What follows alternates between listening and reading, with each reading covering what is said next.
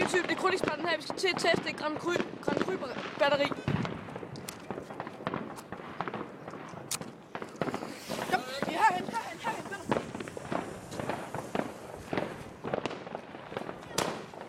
Jamen, det hele startede med heksehyg, dengang man var ikke særlig gammel, og man kunne stå oven på dem, og når lunden så gik ind til krudtet, så sagde det bang. Jeg vil bare vise, hvordan man laver.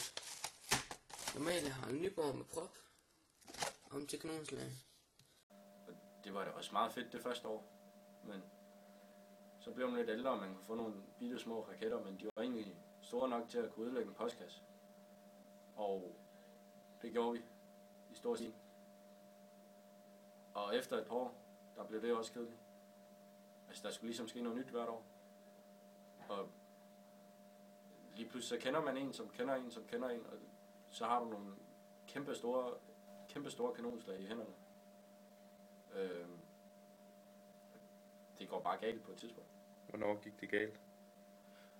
Det gjorde det forrige år, da vi holdt nytårsaften.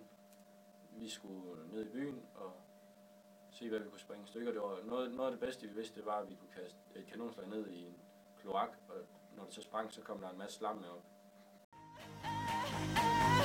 As you shoot across